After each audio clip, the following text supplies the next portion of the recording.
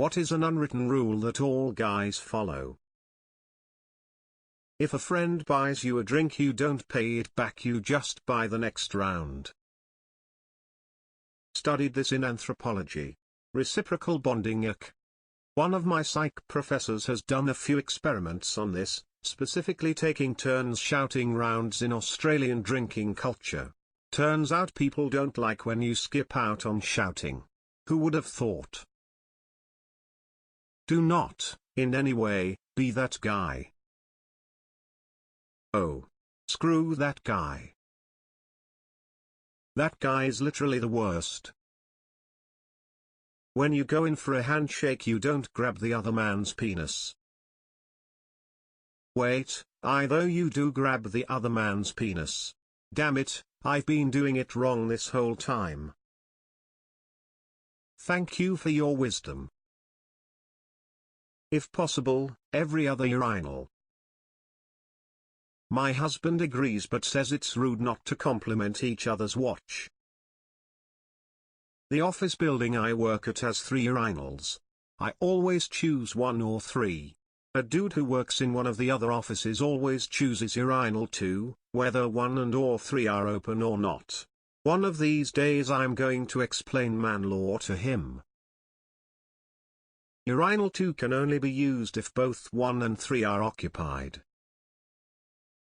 If there is poop caked onto the side of the bowl, you try and piss it off. Even if you can't, you try to soften it up a little so the next guy can come in and finish the job. Try to soften it up a little so the next guy can come in and finish the job. That's what I'm talking about. Don't look over in the urinals. Just don't.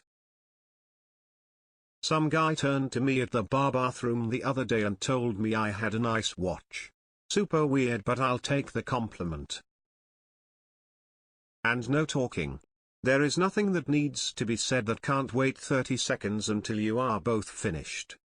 Zippers open, mouths closed, as I always say.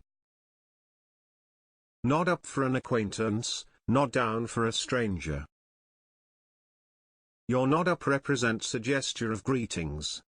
Your nod down represents a gesture of stance. The stance symbol gets confusing, so to elaborate. Your stance is firm, not aggressive. You're approachable but are not to be tested. If you want to assert pure dominance, you wink. If your eyes meet another guy's on the bus or train, you have less than a second to look away. Or else you gotta stare until they look away or you feel like bitch. Alpha. In future, just give a nod. Most stare downs can be settled with a nod. If a bro dies while lifting, put more weight on the bar, then call 911. And you clear his browser history. True. No one will see he googled how to knit. Leave only best porn. Died benching 900 pounds, freaking world record, and nobody even knew he was strong, he was that humble. We all have to be tough when sometimes the spider does scare you. Yeah, I have a rule with insects and arachnids. I see you once and you aren't disturbing me or going for my food or something, I'll let bygones be bygones. But if I see you again, you're dead. Exceptions are bees and wasps.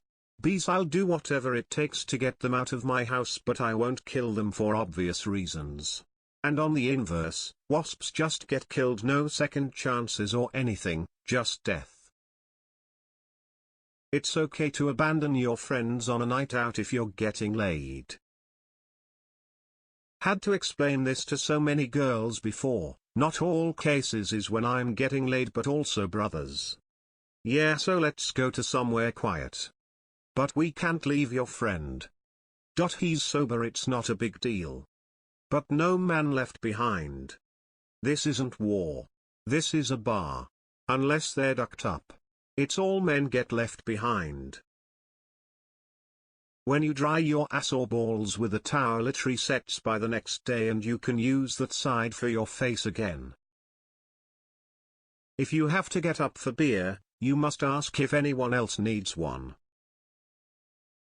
Pro tip, throw 6 in a small cooler with an ice pack and take it to the couch. Then you only have to get up for that long ass feel your organs settling back into place piss. Couch tailgating is where it's at. When someone enters the bathroom, sniffle or cough to let them know you're in there. What? Why? So they don't start trying to bash the stall door down, or going onto a real loud phone call, and lets them know that someone else is in there, so don't do any weird shit. When someone gets banged up and is clearly in pain, just shut up for a minute or two and let him do a proper systems diagnosis. Only then should you ask if he's okay. I thought that was going to read, let him do a proper minute of loud swearing. That too, though. After applying restraints to objects in the flatbed of a truck, saying yep, that's not going anywhere is an absolute necessity. Also, tug on it gently to show that it can handle highway speeds. When hugging as a greeting or goodbye, 2 pats. When hugging as a genuine, intimate embrace, 3 pats. 1 is rude, 4 is just weird. 2 good suits will last a man his whole life if he takes care of them. 1 for his funeral, 1 for weddings. Rounds of drinks, you never skip your round, if you're partaking.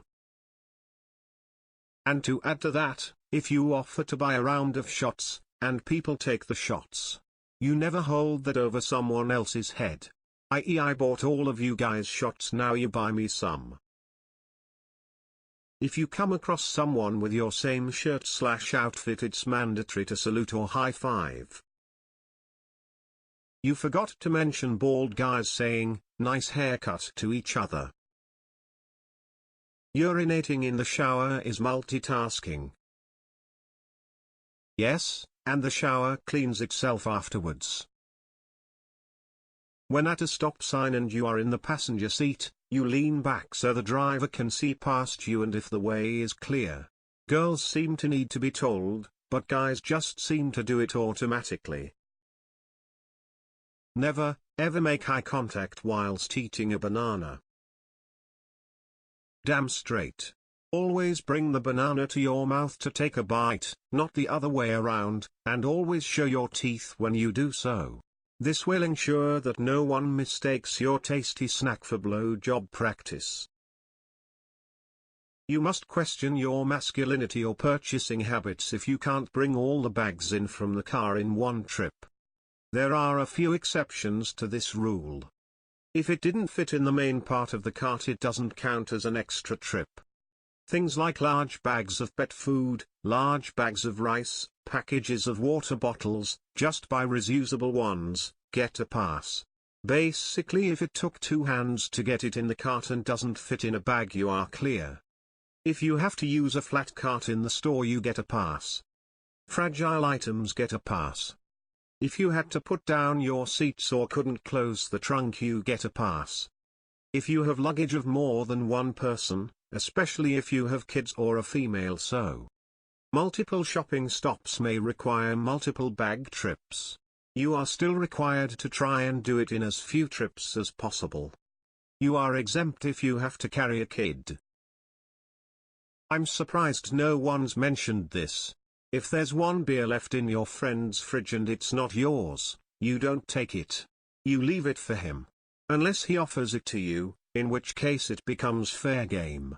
As a person addendum though, if you are the friend that does take the last beer without asking, then you owe that friend a case of beer. But that's my own rule, which you can use as your own.